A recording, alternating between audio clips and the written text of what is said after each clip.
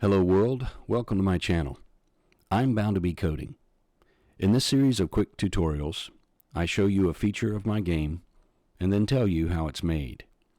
Today's feature, an authentic 2D day-night cycle. Let's get started.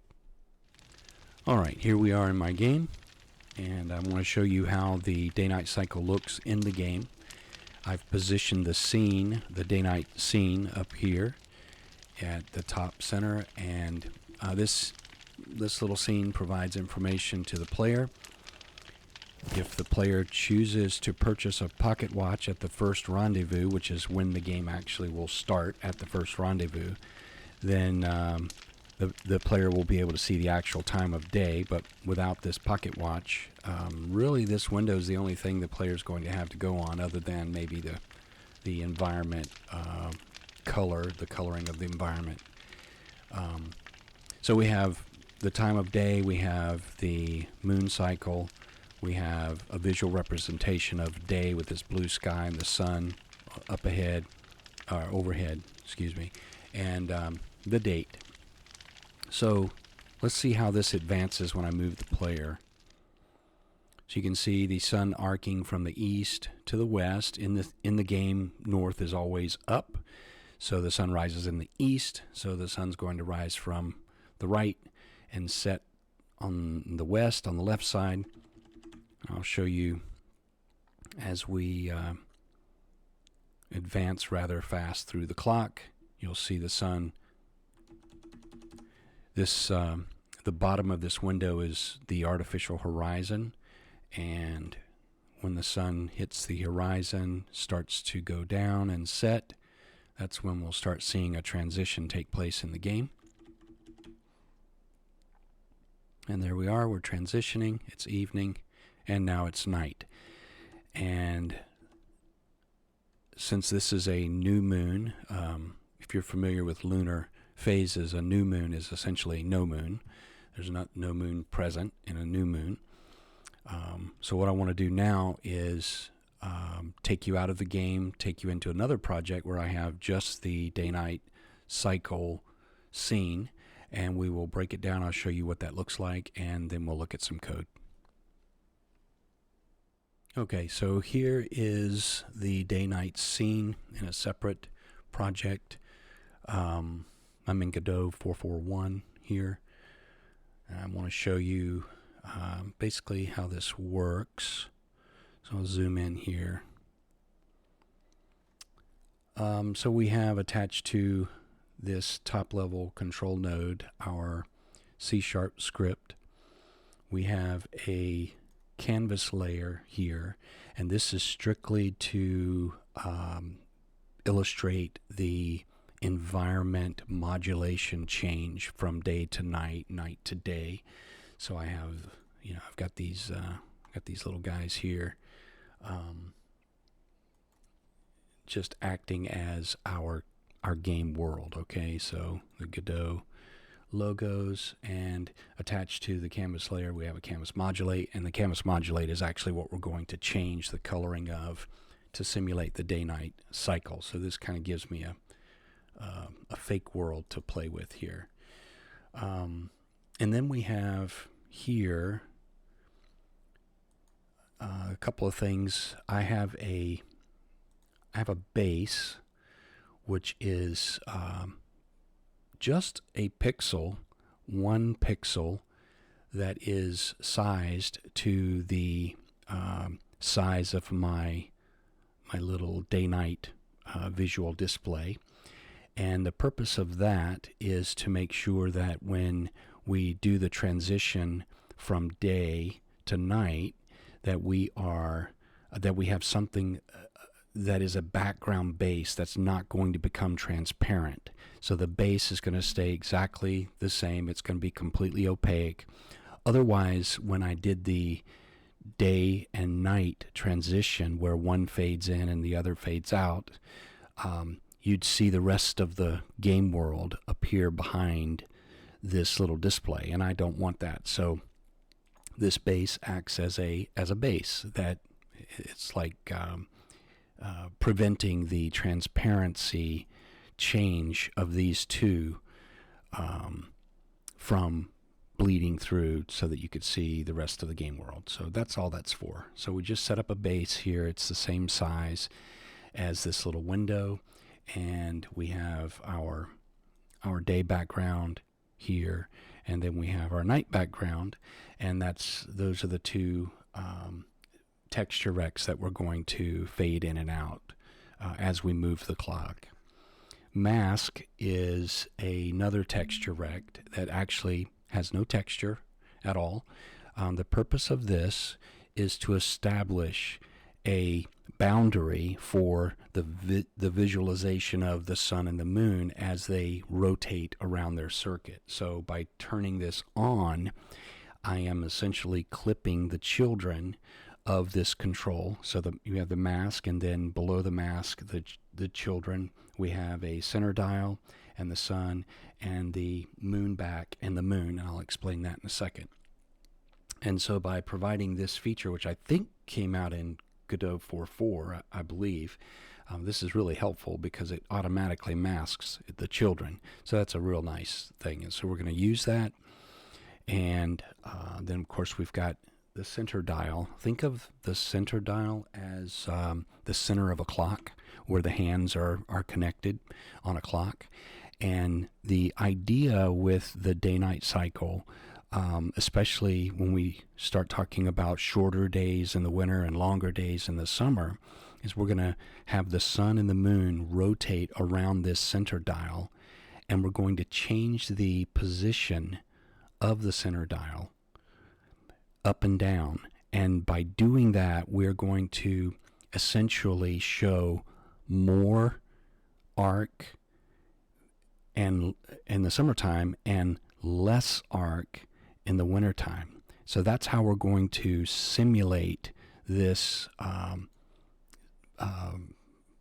longer day and shorter day scenario in this 2D environment that we are in. And you'll see that when we actually run this scene. And here we have the sun, we have the moon.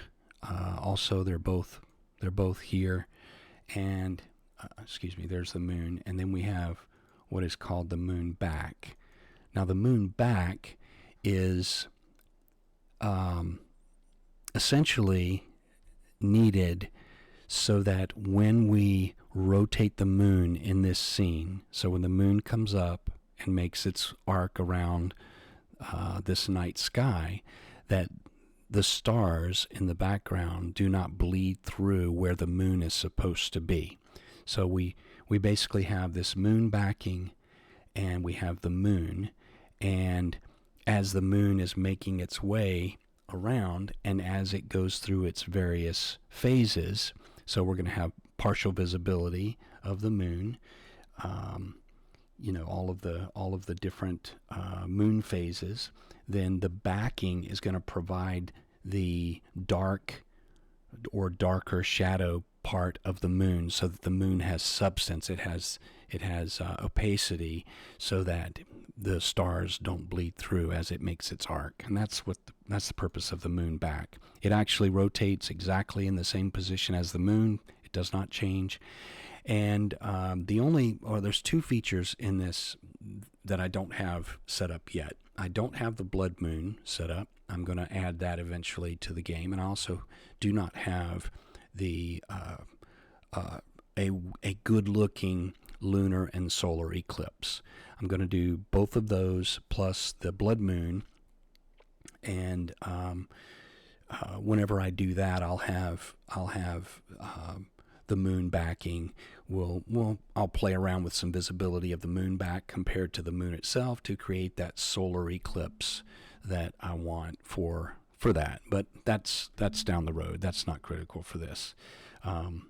So anyway, we have the day-night border, which is the actual border of this scene, and we have resource preloader, and I essentially took all of the sprites and dropped them into the resource preloader here, so that in the game I can just reference the preloader and load the images directly. So if you've not used that, that's a pretty cool feature of Godot.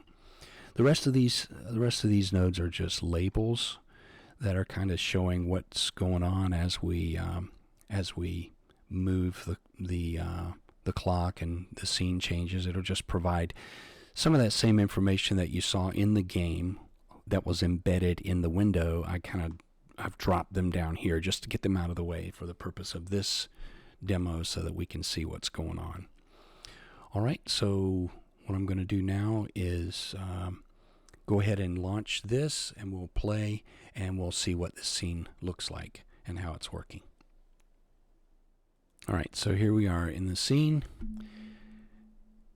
and you'll notice I have the mask turned off, so we're able to see the sun and the moon outside of the little window here. Here we have our transition. World modulate is changing the color of the world to simulate the dawn. Sun rising in the east, setting in the west. The moon phase is currently a full moon, being March. In a little bit, I'm going to show you the shortest day of the year and the longest day of the year. And you can see the little position of the dot, which is the dial that the sun and the moon are rotating around.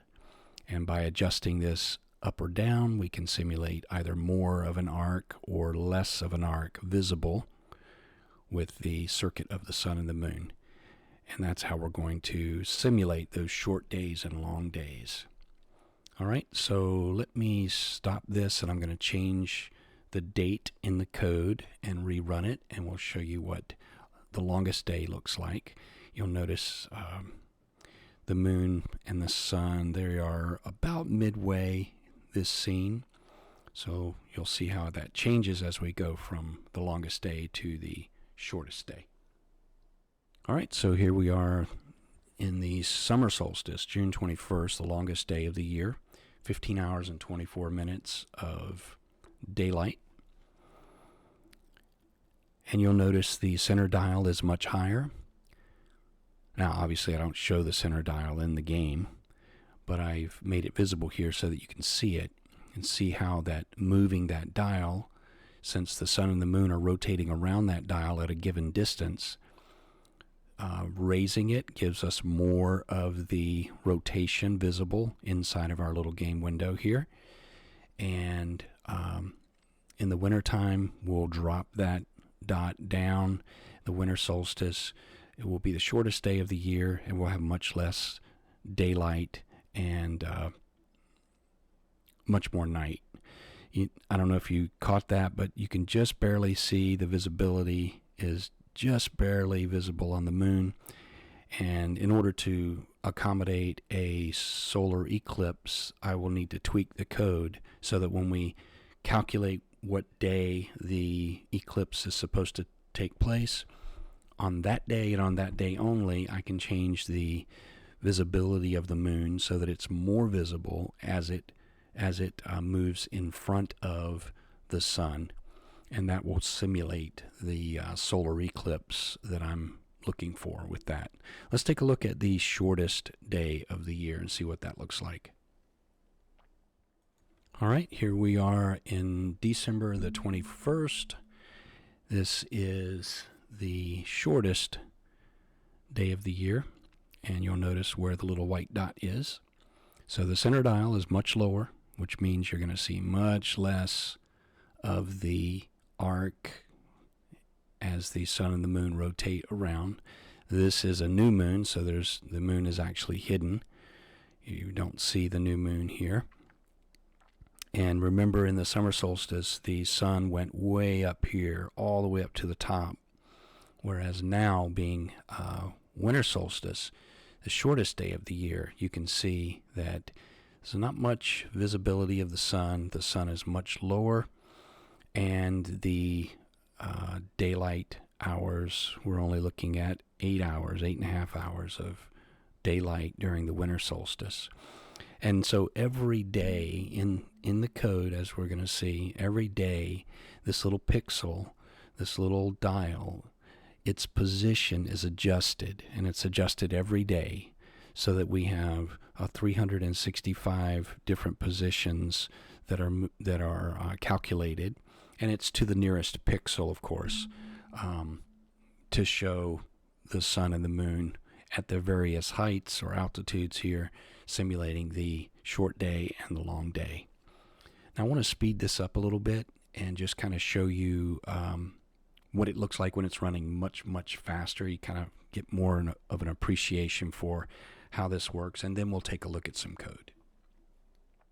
All right, so here is the shortest day, and I'm just going to let it run. I've sped up the cycle tenfold so that we can get a good view of the transitioning of the different phases of the moon and its position in relation to the sun. So there's the moon, and it's in its waxing crescent. The sun rotates just a little bit faster than the moon, and that is the purpose of that is to mimic real world, the lunar cycle. It's not a perfect 30-day rotation, and so by plugging in the actual calculations to simulate the sun and the moon, it ends up translating into the sun running a little faster than the moon and eventually overtaking the moon, and then creating the lunar or solar eclipse, as the case may be. All right, let's jump into code and take a look at how this works in the code. All right, so here we are in the code, and let me say right off that I'm not going to ramble in this. There's a lot of math involved in this, some trigonometry, plotting the positions of the sun and the moon, and calculating it based on time of day and time of year. So what I've chosen to do, rather than walking you through line by line, I'm going to let you pause the video at any point and take a look at not only the code but also the embedded comments that I have in this class. I feel like there's more benefit to you if I do that than I walk through line by line and try to explain every single calculation that is taking place here. But what I will do is highlight a couple of things that I think are important to note in this implementation. So let's just slide down, and I will say that my radius is, of course, what I'm using to calculate the distance between the center dial and the sun and the moon. And let's see, another thing to note is my ticks per day. So in my game, every game tick is a minute.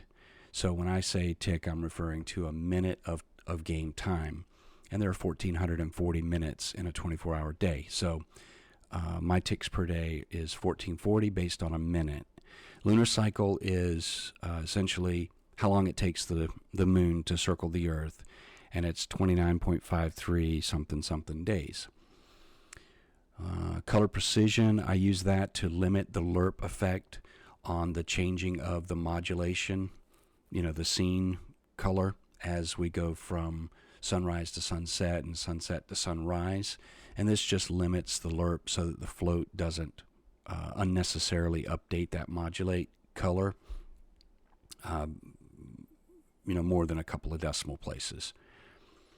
Let's see, these are my colors for night, dawn, day, and dusk, and I've tweaked those several times. If you set something up like this, you'll probably do the same thing.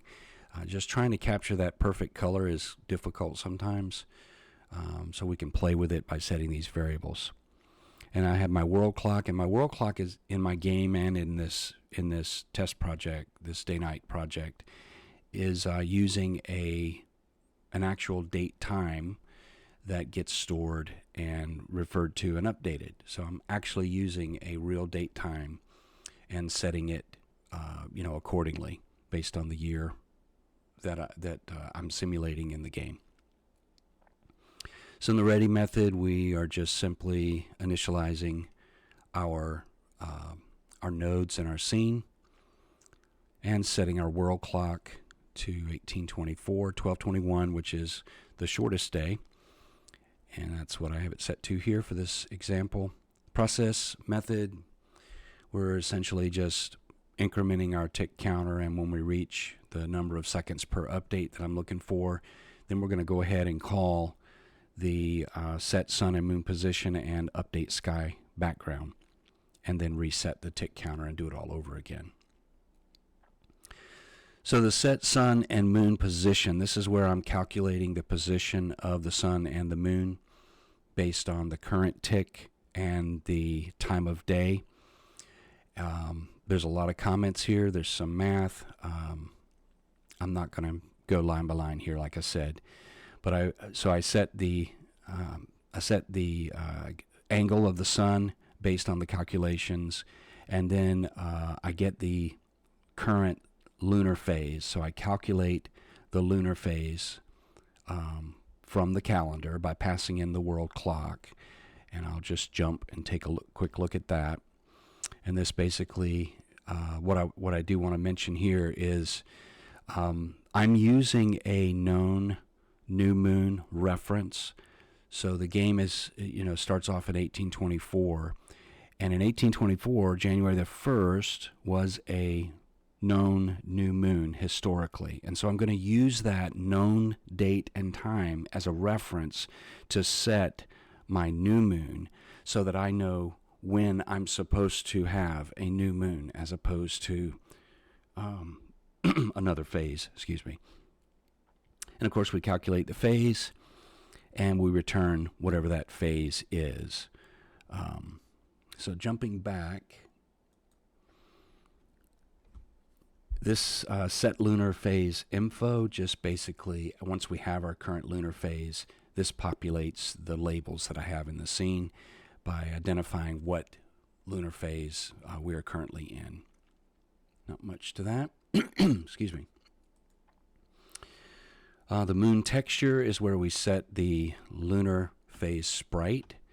So I have, if you remember from previously or earlier, I said that I had a preloader that I'm using, resource preloader that I'm using, and I store all of the moon's various sprites that show the phases of the moon. And this is just where I'm loading it based on the the current lunar phase, whatever it might be at the time. All right, the moon angle is based on the sun's angle, and there's some calculations involved in that. I'm updating a label here with some information about it. Excuse me, throat's kind of sore today. The current sky color, now this is where I'm going to be setting the sky color. So I'm going to jump to this method so I can show you. We're passing in the world clock, and we're basically doing similar. We're gathering some information about the current day and the current day of the year and the time, and performing some calculations. Now, this is important to note here. You might wonder how I got the daylight hours and the minimum and maximum. So in my game takes place in the Rocky Mountains, and I decided to choose the state of Wyoming as just a reference point for the game, and specifically Yellowstone National Park. According to my research, the minimum daylight hours and max daylight hours are these values based on Yellowstone National Park in Wyoming. And that's going to be my real world reference. So I'm doing some calculations. I mentioned previously that in my game, north always points straight up, and the sun rises in the east. So the sun will come up on the right side and set on the left side. So this is just some calculations to offset my sine wave that I'm using to simulate the rotation of the sun and the moon. So we do some calculations on daylight hours, and then we actually set the sunrise and the sunset. So this is the position of sunrise and sunset. Now, in a normal real world scenario, the sun is not always straight up at noon. Sometimes it might be in an 11 o'clock position in the sky, or a 1 o'clock position in the sky in real world. In order to make sure that my sun always rises at the artificial horizon in my scene and set at the artificial horizon, I set the sunrise and the sunset based on due north being noon, and I operate from off of that. So we take the number of daylight hours, we divide it by 2, and then we set the sunrise and the sunset based on how many hours of daylight we have. And of course, that ends up getting also adjusted by the position of the center dial. And so that's how I'm always consistently able to have the sun rising right at the artificial horizon. It's not 100% accurate, but honestly, it doesn't need to be. This is a simulation. This is not scientific. This is not meant to predict the weather or anything. So I feel comfortable with this approach. We have a 1 hour transition between sunrise and sunset. Excuse me, I said that wrong. We have a 1 hour transition when the sun is rising and when the sun is setting. There's a transition, and that is during the time when the day and night backgrounds are modulating transparency to switch between the one and the other. So we're creating a current color that we're going to end up setting and sending back in this method. Scrolling down, you can see I'm returning this color. And essentially what we're doing is we're determining what our modulate color is going to be. Based on the time of day, I've got some things going on. So we've got transitions that are taking place at certain times of the day, and we're setting our sunrise time and our sunset time. There's some other, like I said, I'm not going to ramble. There's just a lot of math here and a lot of calculations. Please stop the video and or pause it and just kind of take a look at this and read my notes, get an understanding of what I'm trying to accomplish here. Okay, I will note that I do have a little bit of a lerp effect that takes place based on the moon, the phases of the moon. And essentially what I wanted to do here was, on a full moon, I'd like nighttime to be a little brighter. 1.5 times brighter to be exact. And that's what this does. And so by lerping the color to account for the brightness of the moon, it just kind of helps to set that ambient atmosphere. So on a full moon, it would be a lot easier to hunt at night than it would be in a new moon, which, as I've said before, means that there's no moon visible. And that's what that's doing. Let's see. What else do I need to comment on?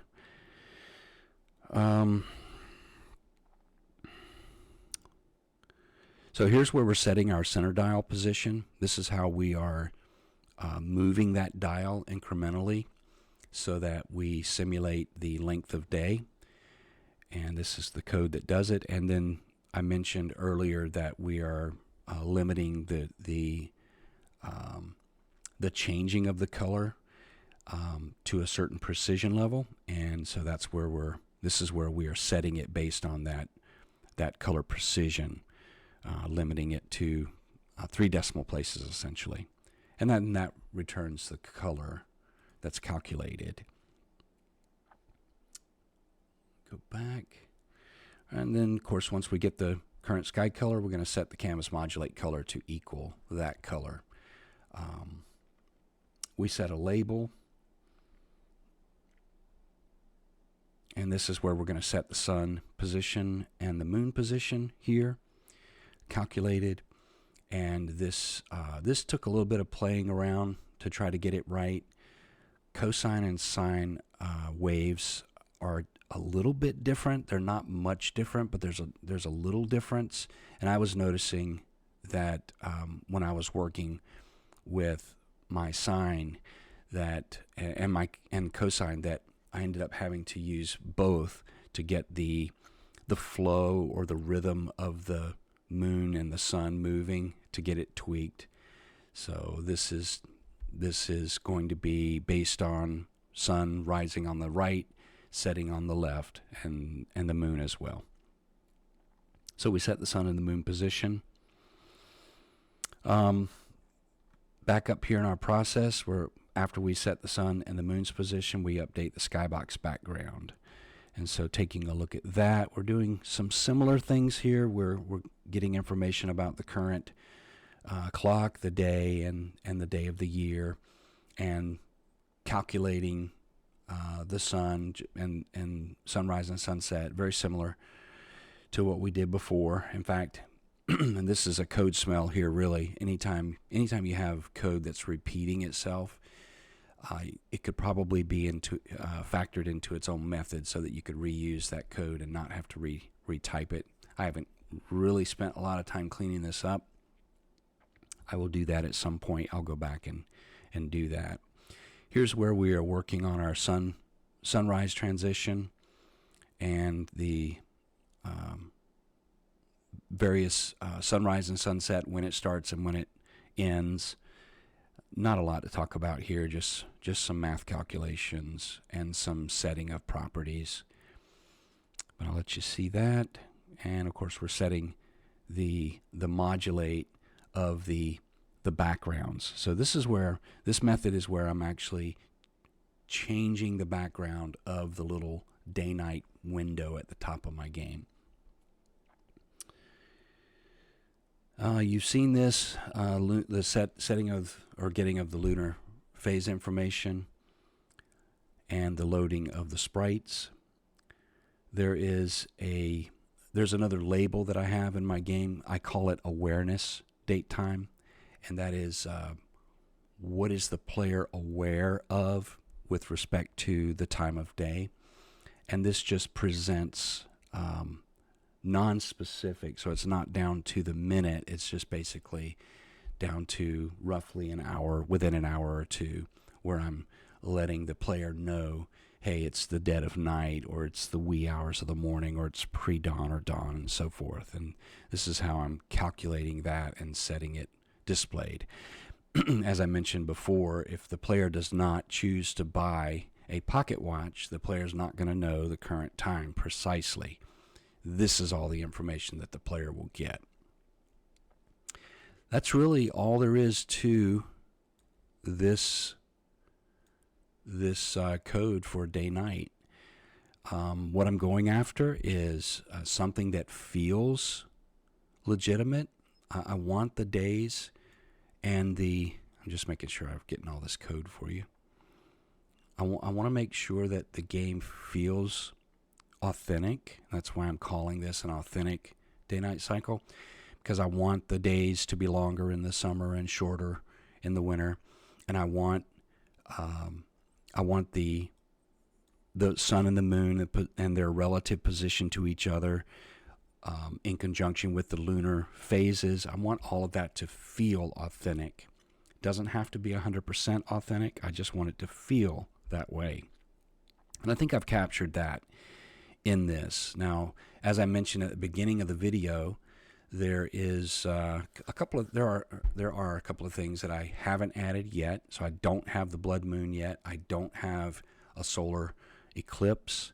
I am going to add those at some point, but it's not a priority in my list right now, my backlog. So I'll just come back to it later. All right, that is it for this video. If you have any comments to share about this, please do so. If you like the video, if you glean something from it, please give me a thumbs up. And if you'd like to see more content like this, then by all means, you are welcome to subscribe.